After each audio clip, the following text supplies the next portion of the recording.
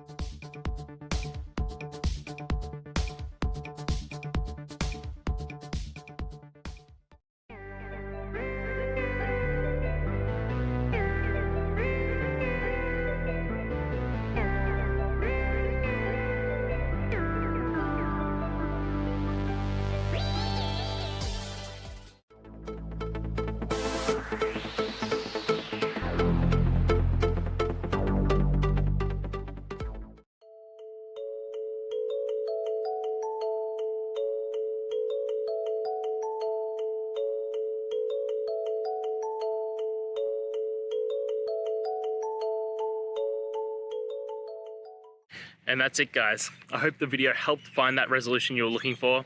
And, if it did, please, I'd appreciate it if you could hit subscribe. Until next time guys, that you need more technical help, I hope you have a good one. Cheers.